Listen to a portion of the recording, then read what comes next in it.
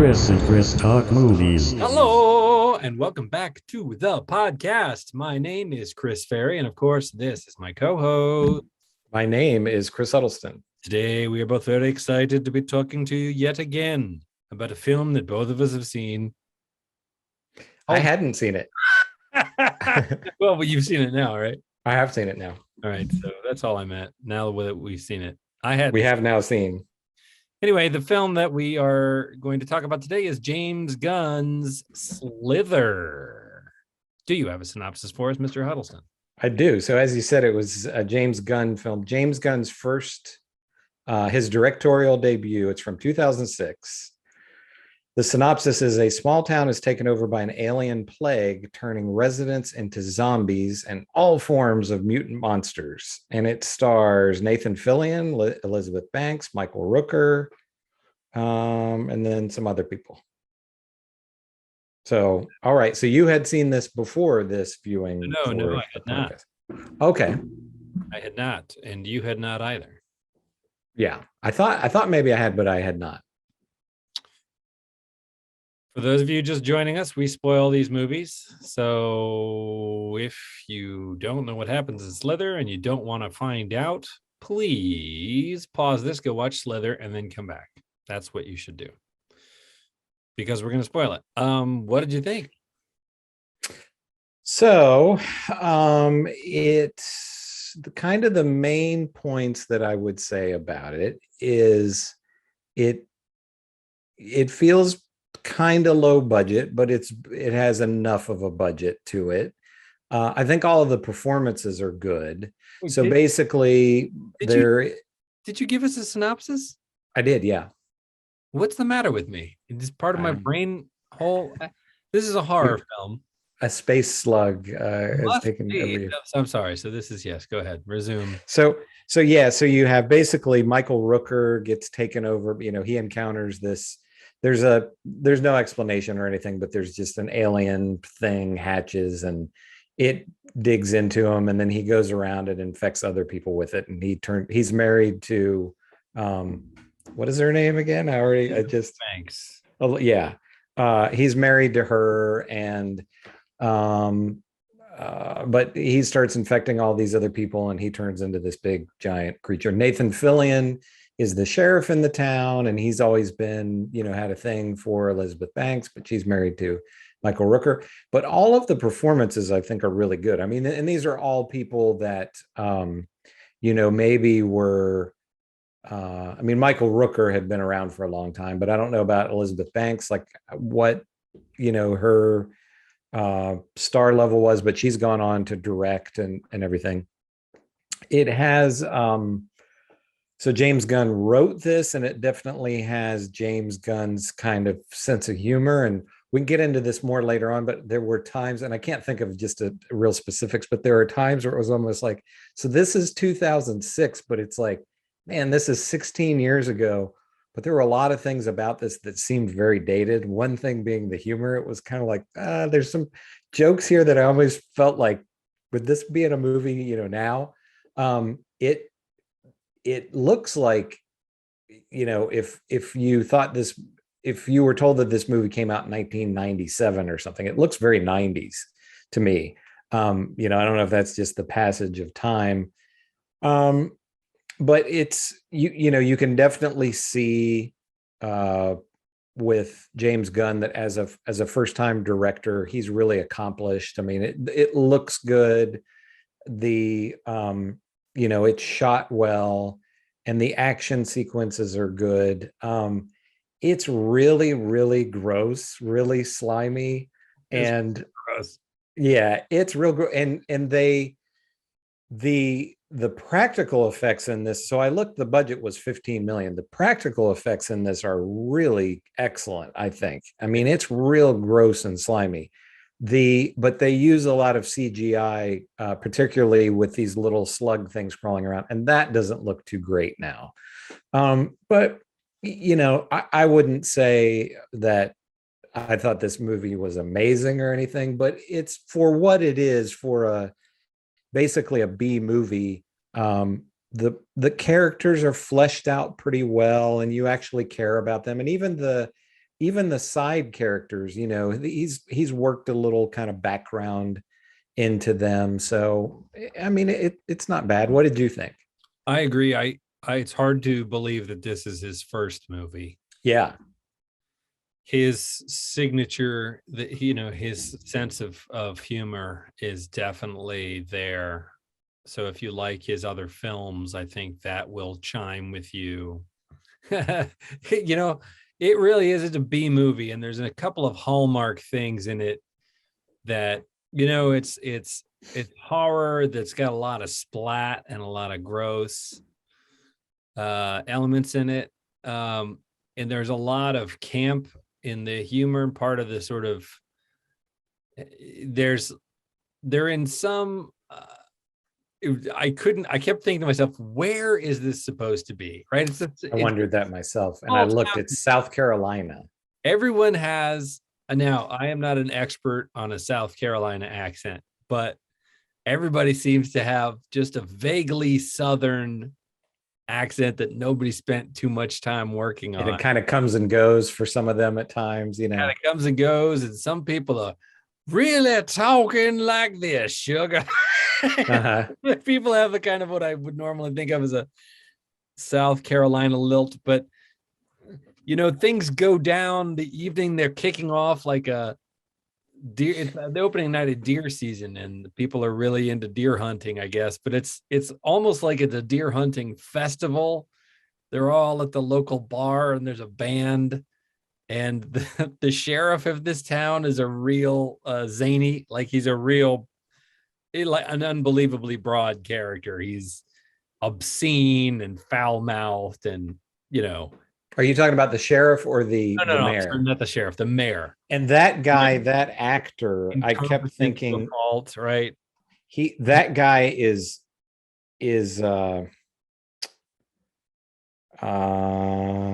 shoot. I don't. Oh, his name is Greg Henry, and that guy was in a ton of movies, or has been in a ton of movies, and he tends to play that. He's really good as just a slimy, sleazy guy, But yeah, unapologetically loathsome.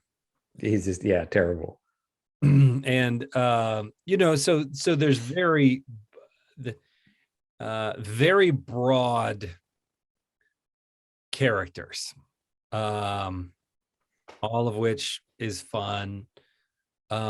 It struck me as an oddly multicultural town. Like there was lots of representation, which is great. Yeah. Mm-hmm. But it didn't feel quite true to this is the place where we all go out and kill them deers somehow. And it was funny because I've spent going to the beach, but I've spent a lot of time in South Carolina, and maybe there are towns in South Carolina that are like this, but it felt much more like West Virginia, where we're from, than, because I thought, I wonder if this is going to be West Virginia, and then it never says in it. It says the name of the town, but I looked it up. It's supposed to be South Carolina, and it's just like, this just seems very, West Virginia or Kentucky or Ohio. Yeah. And then on the one hand, the bar that they're in is very like line dancing, like mounted deer heads on the walls, like boot scoot boogie territory. But then by the end, where the sort of Act 3 showdown happens, is a very upscale neighborhood. I mean, if you said, okay, that's shot in South Carolina, I would believe you. But it looks like there's a part of me that's like, is this the same town? And, Parkersburg had seedier parts and nicer parts. So it's not that a town doesn't have, but I guess in terms of the world of the movie, the universe of the movie, I was sort of like, because you're in the sheriff's department and it feels very much like, hey, sheriff, you come down here and solve this. There's a leak in the toilet, and he's like, I'll get to it in a minute, and then you go to this farmer's house, and he's clearly an affluent farmer, and it's a big sort of McMansion, and it just doesn't feel like quite the same universe. Like in a town that's got a neighborhood that nice, would the sheriff's department be quite so hayseed? Whatever. I'm picking nits. It doesn't. The movie's not about that, right? No, but I thought. Sorry, I don't mean to interrupt you, but I thought that stood out to me that it was like so that becomes kind of a big, not the house itself, but a big plot point where there you have the main characters, and then there's this teenage girl who the rest of her family gets taken over by the slug creature things, and she escapes. And I noticed kind of exactly what you were talking about, that it was like, wow, this is this really nice house. And it doesn't, it's not even, they were at a farm and it didn't even seem like a farmhouse. It's just a nice house. And but in no way was it like, it didn't ever seem to be a commentary on that or anything like, oh, here's these shitty rich people. You know what I mean? And I don't know if it was just like, hey, we just want to shoot at a nice house or whatever, but it just seemed kind of out of place. He is a farmer because the creature has been killing cattle and stuff. Yeah. And so they're like, he started here and then he went to the next one over, and last night was this third one over. So, if we follow that pattern, then he's going to be here tomorrow night. And it's another great big farm property. And sure enough, he does show up there, and there's cattle but this is like a Steven Spielberg family house. Like there's a big pool and there's like landscaped yard. And on the other hand, they drive this kind of worse for wear two-tone pickup truck. And you're kind of like, again, it's like, hey kid, this ain't this ain't yeah, right. So I mean, it's just like, we're probably thinking too much about this, but watch the thing splatter. But there was enough of that I'm like, oh, you got this location and that's where the family lives. And there's a couple of times I'm like, that's a really nice house for a farmer to live in. It doesn't look like a farmer's house. Well, what do I know? Maybe South Carolina is full of that. Anywho, so this guy is the first. That's James Gunn's brother, isn't it? The actor that plays, or no? The husband, the farmer guy. Are they related? No. I mean, James Gunn's brother is typically in his movies, but I don't think that was him. I could be wrong, but he has James Gunn. That guy's in Guardians. He works with that actor. Yeah. That guy is his brother. Yeah, and James Gunn is actually in the beginning of the film. There's a shot where he's one of the teachers at the school that Elizabeth Banks works at, and he's talking to her, and he's kind of like just this boring guy, and then the husband comes up and takes her away, and that was James Gunn. Oh, interesting. Anyhow, he gets, it's basically the blob asteroid falls, cracks open, and instead of there being a blob inside, there's a thing that shoots a little needle, and it bores into his chest, and we see an x-ray thing where it shimmies up his spine and embeds itself in his brain stem, and then it's controlling him. And the first thing it does is start to kind of mutate. Well, the first thing it does is it bonds with the guy's wife. So it's sort of him still, but it's definitely being controlled by this alien entity. And especially in the early parts, it seems to kind of go back and forth between him being more present and the alien just kind of being along for the ride and figuring things out. But he develops this bond with the victim's wife, Elizabeth Banks, right off the bat. And that, I think, keeps him from harming her for the most of the movie, right? Because he's gonna sort of infect her, but he decides to go find this woman that was coming on to him the night that he got injected or whatever. Infected. And so there's a lot of sexual imagery and metaphor running through this. The slugs are kind of phallic. They also look like sperm. They move like, they wiggle like sperm. There aren't any features to them. They're basically little slug shapes, but they move fast. So basically he goes and he's got these two kind of tentacle things that come out of his chest, and he injects in a pretty sexual way this other woman, and we don't know yet what happens, but she becomes this kind of breeding, what would you call it, like she blows up to the size of a giant sack full of, just a big ball, like, and then she bursts. They find her and she explodes, and all of these little worms come out, and the worms immediately try and get down people's throats, and then once they get in there, they get in your brain, I guess.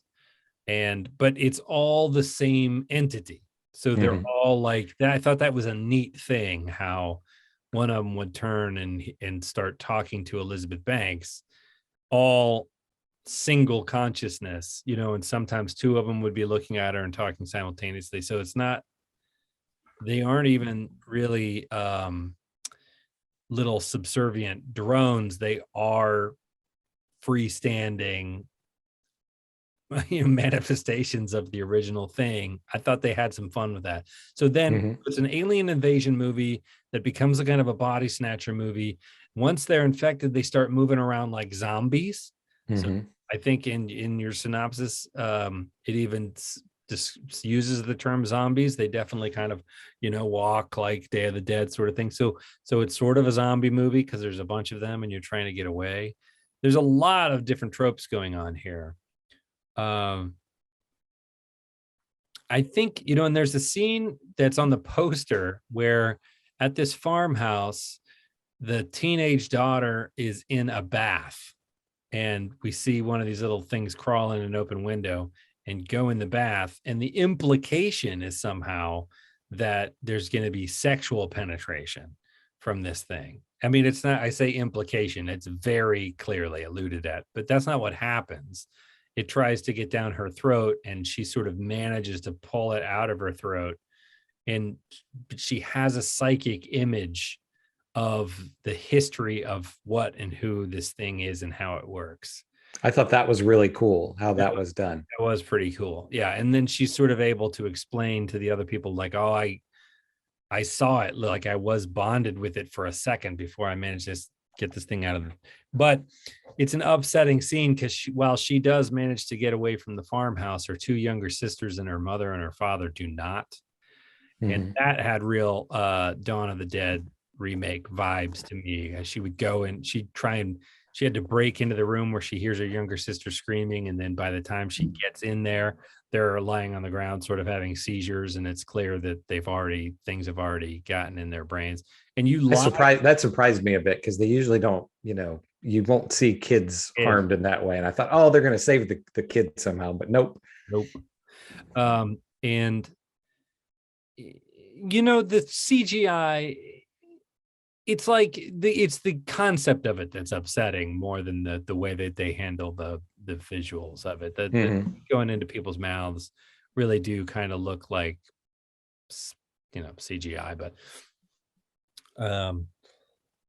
you when you get infected, you lie there for a minute, like as though you're dead, and then you sort of sit up like a zombie. And so she's running, and she ends up locking herself in the car, and the family's coming out. And they're all like, and the little girls are saying, come out. We should be together as a family. And I thought that was really effective. I thought that was a scary scene. Yeah, that was creepy. So then so this thing's master plan is it uses some people as sort of breeders to breed more of these worms. It uses some people the worms get into, and he uses them as sort of drones to walk around and do whatever he needs to have done.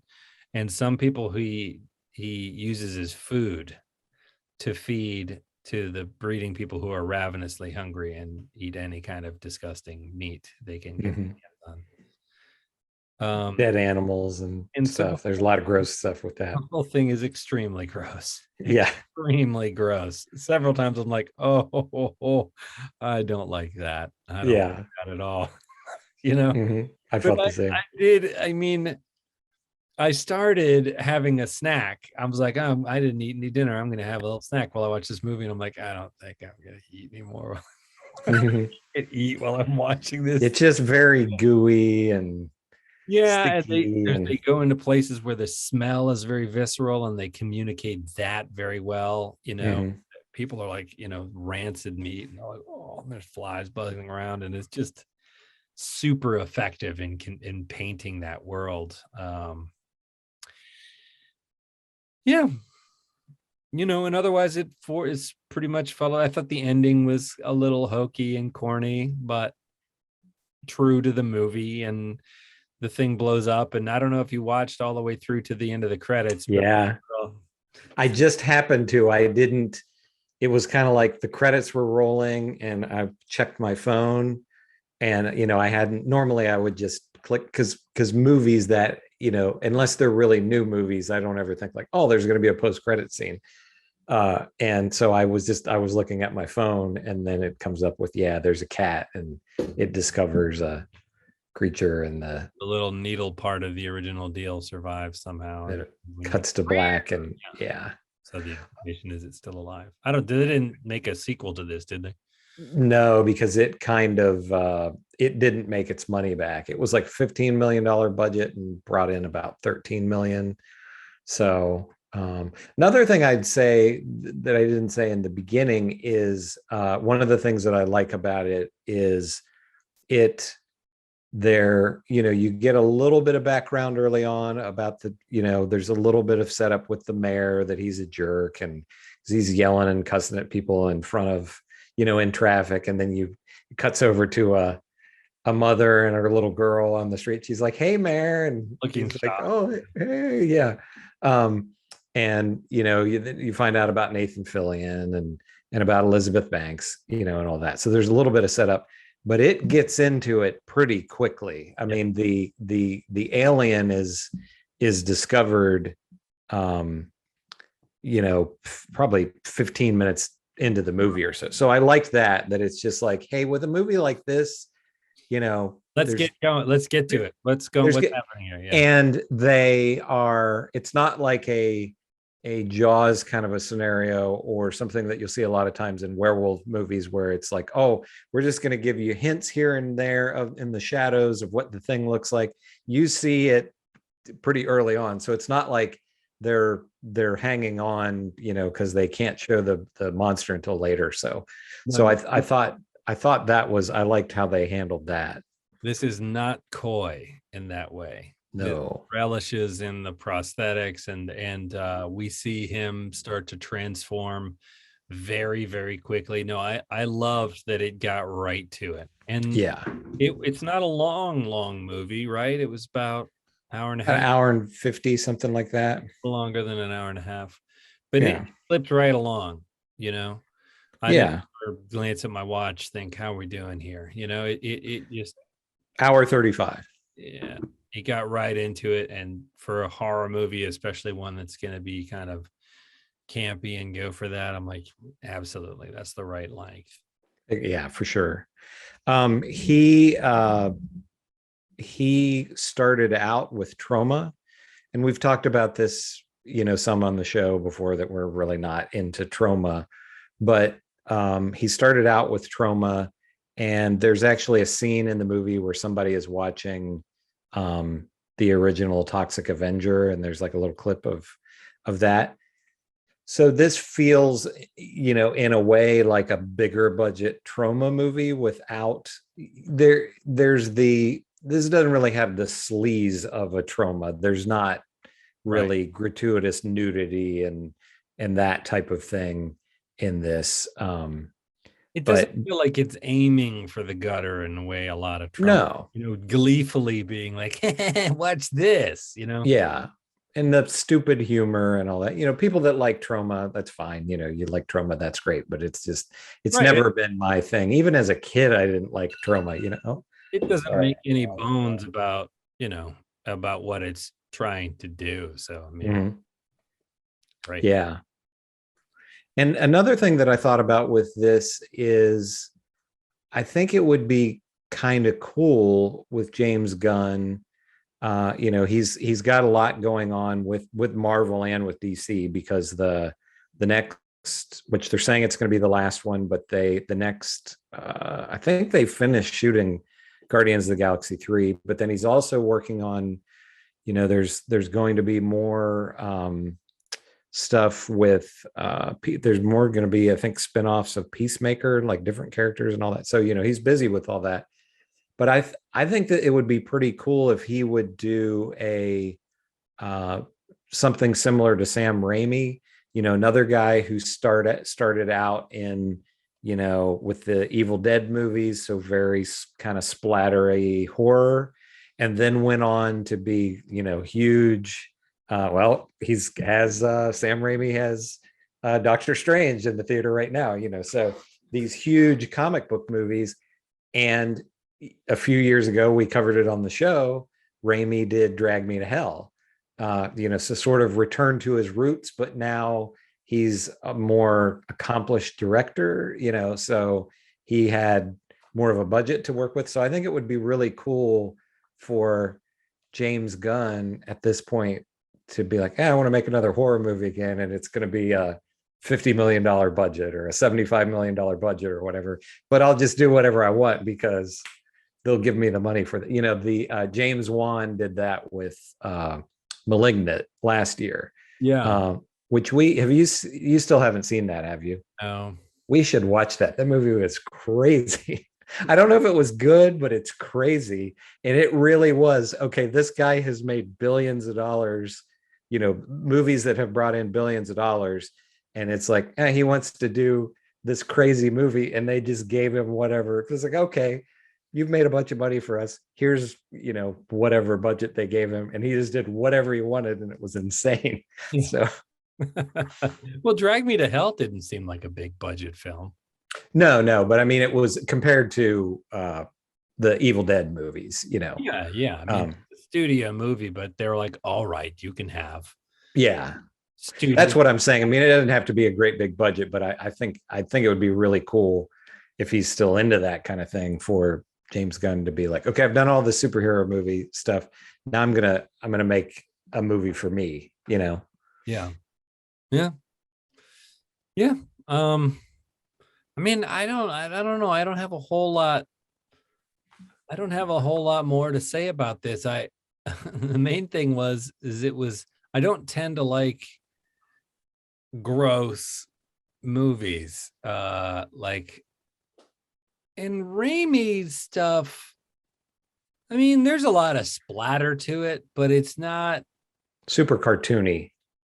Yeah, I mean, somebody's head will explode and you'll go, oh, but I don't tend to go, oh. Yeah. There was a lot of like, oh, in this one that I just kind of like, oh, me, no, like. Yeah, it's definitely a different kind of gross. And like you were saying, you could watch, you could be eating dinner and watch The Evil Dead and it wouldn't make you nauseous. But this, there were definitely, because this is just so much of the, whatever the stuff that they put on, like in the Alien movies to make the drool come off of the, whatever, a lot of that syrup or whatever it is that they use. And there's just a lot of that. And there's a lot of times where it's just like, oh, this is turning my stomach, I mean, it's the whole thing feels very deliberately trying to make you squirm and squish. I had the thought, particularly in that bathtub scene, I'm like,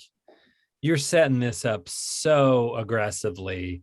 I wonder if the studio didn't be like, yeah, you can't do that. Like, it would have been a trauma move to have the thing not go for her mouth in the bath, and have that scene, whether you saw underwater or not, and in this, it was setting that up and then swam across and tried to hop in her mouth. And I thought that feels like a studio being like, look, you can do all of the other stuff, but you have to change this. We're going to compromise on this one. Yeah. Because but even then it was still gross with the still gross going in her mouth. They made it gross. It was gross. But I think that you can see the trauma roots in. There's a scene where he's near the end where he's sort of getting bigger, and infected people are kind of staggering over to him and just kind of collapsing against his Java-like bulk and starting to kind of like physically merge into him. Do you remember that? So gross. And by the end, there's sort of half-formed people sticking up here and there.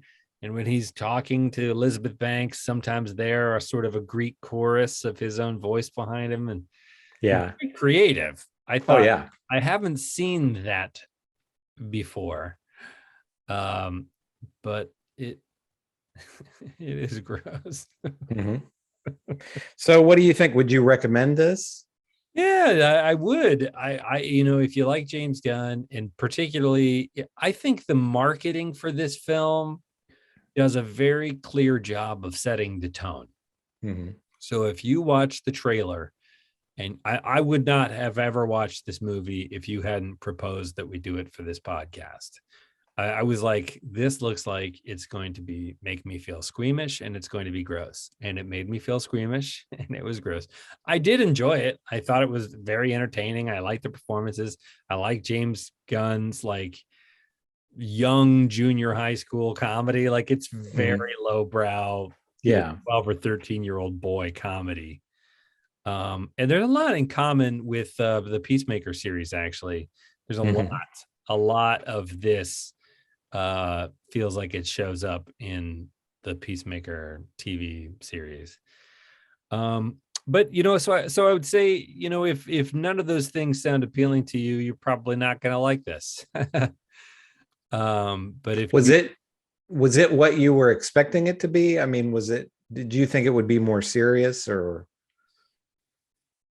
It was funnier than I expected. I didn't know originally that James Gunn had directed that. And I think that's what pushed me over the edge, is when you go, have you ever seen Slither? And I was like, no. I was going to be like, and I don't want to. And you're like, that's a James Gunn movie. And I was like, oh, okay. And I am glad I checked it out, and I did enjoy it. I just, it's not my particular flavor, so to speak. All that. Yeah. I'm like, I don't watch it again. I've seen it. I'm glad I saw it. Yeah, I would pretty much, I'd agree with pretty much everything that you say. It's not really my flavor either. I gross out is not really my thing. And a movie that I think it would, we don't have to do it anytime soon, but a movie that I think would be fun to do at some point on the show, and is somewhat of the same story, is Night of the Creeps from, I think, 1985. Have you ever seen it? No. And it's the same thing with the space slugs, but you don't have them growing into a great big creature. They take over the people. But it's a movie that I think, so it's like Body Snatchers in that regard. Yeah, it's kind of like Body Snatchers, but it's a sort of horror comedy, and I think it handles, it's not nearly, it's a movie you would have more fun with. It's not nearly as gross. We ought to think about at some point adding to our list some of those masterpieces of horror. Body Snatchers. Oh, sure. The original is scary as hell, and the 70s remake with Donald Sutherland is also scary as hell. And I just watched that for the 78 one, or 79. I think it's 78, but I just watched that for the first time in the last like 5 years. I had never seen it. Yeah, it's good, right? It's really effective. Yeah, that's not a campy. That is a scary movie. I saw that as a kid, and I'm not a kid anymore, but I remember that ending scene. Like, I had nightmares about that. Yeah, it's still nightmare inducing now. Leonard, and a great cast. Oh yeah. Any classics, I'm up for. Well, the other one that has been on my mind for a while anyway, and this one made me think of it again, is The Blob. Have you seen the 85 Blob? Is that the one that you're talking about? No, I'm talking about the Steve McQueen Blob. Okay, because there was an 85 or 86 Blob which was another one that I had not seen as a kid, or it might be 88, I think, sometime in the 80s. Which that one would be great to do. I've never seen the original Steve McQueen, maybe like late night as a little kid, but not as an adult. I've not seen the Steve McQueen one. So much I love about it because it is, and I haven't seen it in a long time. So the part of wanting to refresh is they don't. It's not a big budget movie, right? But they really commit to it, and so I find like they'll have a practical effect. There's a one shot where, and it's in the trailer, where there's people in a movie theater, and the blob by that point is big enough that anyway, they've made a little model of the movie theater exterior. It looks good, but you can tell it's a model. And then they have this sort of jelly goo stuff that they're pushing from the other side, and it's supposed to be, this giant mass of blobular gelatin like oozing out of the doors, a la the blood coming out of the elevators in The Shining. Like it's supposed to be like, and you see it for what it is. Like you see through the effect, but it's like my whole rant about CGI and puppet Yoda. It's like, can you tell it's a puppet? Yeah, but I prefer the puppet.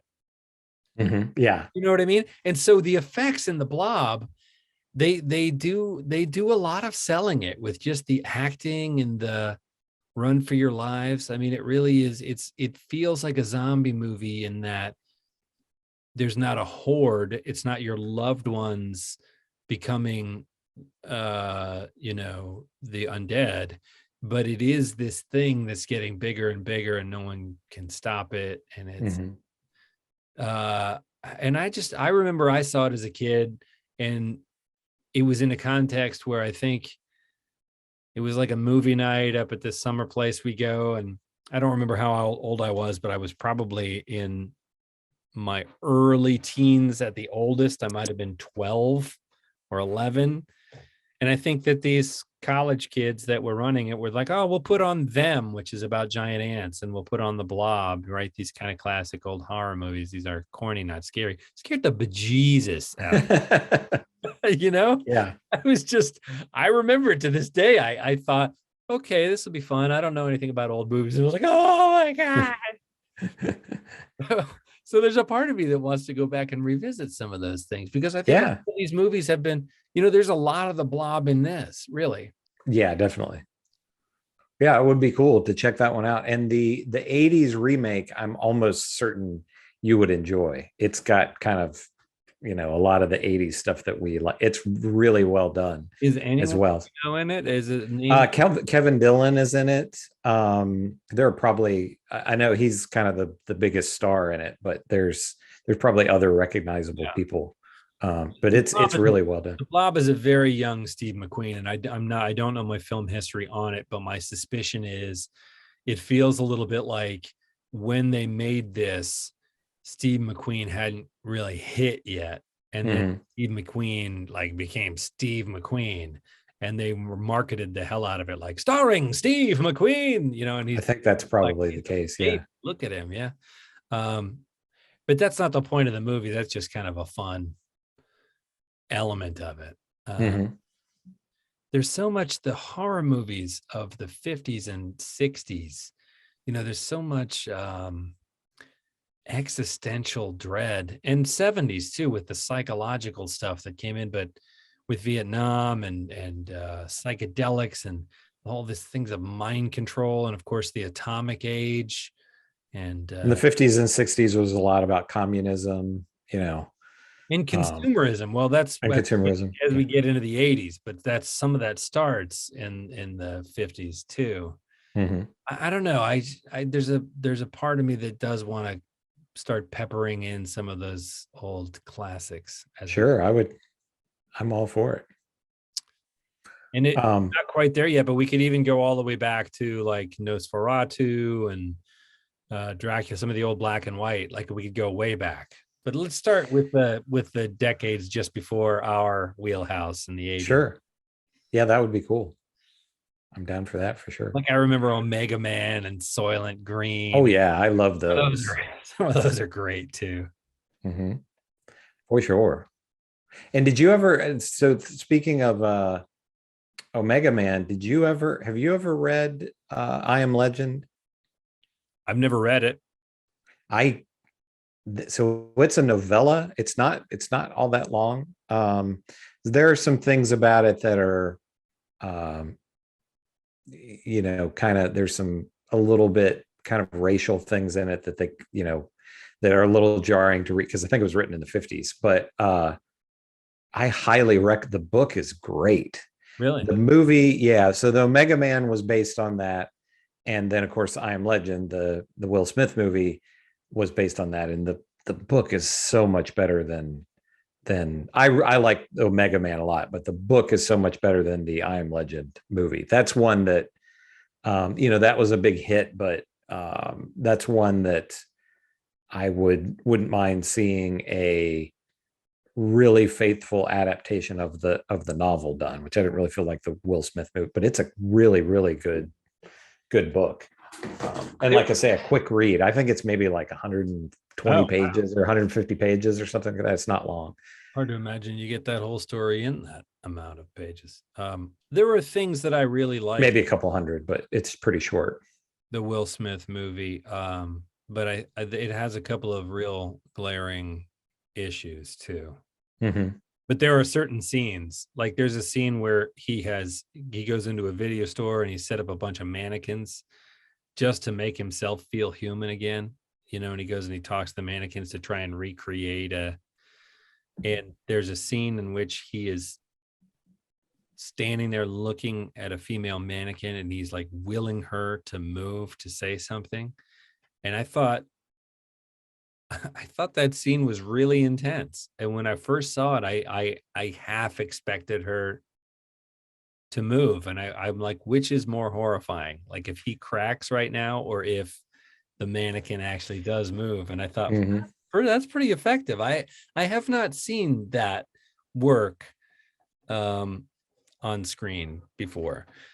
Yeah, it's not like it's a horrible film. No, it's just one of the it's one of those things where I had read the book prior to seeing the movie, and that is never a good idea. You're almost always disappointed, which getting really far off of things. But there is a new Stephen King Salem's Lot adaptation coming out sometime soon, and I'm hoping. I haven't liked any of the previous versions of that either. And did you ever read Salem's Lot? Long ago. That's vampires, right? Yeah, and that's probably it's simple, but that's when one of those. That's one of his early classics. That's one of the very early ones where it was just kind of straight ahead horror. There's not a lot of. It's not dressed up a lot in any way. And that was a book that, there was a time in my life where I had read everything he had written, and then he outpaced me. But I remember I used to gobble that stuff up when a kid. I'd stay up all night, and then I couldn't turn off the light because I was so scared. Well, and there's an ant on my thing. I read Salem's Lot like I was in my 20s. And I was at home by myself, and I was scared reading it, as an adult. You like horror fiction, you don't have to look too much further. He's a master of it. So anyway, I'm kind of hopeful that, I thought the new It movies were pretty good. Yeah. And I'm kind of hopeful that maybe this will be okay. This is the directing it. Is it somebody that's handled his material? I think it is it's not somebody who's done King stuff before. I don't think it's a guy who's been involved with the like Conjuring and Annabelle and all that kind of stuff. I think he's been a writer for those and maybe directed one of them. So it's not like it's, it makes me sort of cautiously optimistic, but anyway, because that's one that it's like, wow, this is such a great book and a scary book that you can make this and there are people that love so Tobe Hooper did the adaptation that was made in the late 70s, and they there were just some things that they changed that were very different from the book that I didn't think were changes that were necessary, you know. I remember having seen the movie Salem's Lot, but I also don't remember much about the movie, and I remember vaguely feeling disappointed. Yeah, that's pretty much how I have always felt about it. So, all right. So, are we going to say 2 thumbs up on Slither? Yeah, I think so. Yeah. I'll lend my thumb up to it. Okay. Chris and christalkmovies@gmail.com. That's our handle. We are on the socials. Like and subscribe if you're watching us. Hello. And if you're listening to us, hello. Thank you for watching and listening. And what do you want to do for next time? Do we want to talk about it offline? Or you want to make a decision, or what are we going to do? Was there anything my one friend suggested Gleaming the Cube, which I don't know how you felt about that one. I'm not super excited about it. I mean, is it good? The trailer looked kind of good. I don't know. He liked it, but yeah, we can do that. My only hesitation is, so the film festival is coming up, starts a week from today, and I am really sweating getting all these final details done. Well, this is kind of inside baseball that the listeners don't need, but we've got several in the can. So if you want to not record one next week, that's fine. I like having that out. I mean, why don't we set something for ourselves, and then whether we do it on our regular schedule or not, we can put out an episode. So let's not make any commitments here on the air, and we'll talk about it offline. And okay. Sorry to be coy and talk shop, but that's what we're going to do. So something fun for next time. And thank you as always. Do you have anything else to add? I don't think so. Then we will talk to you next week. I don't know what I'm doing. We'll talk to you next week.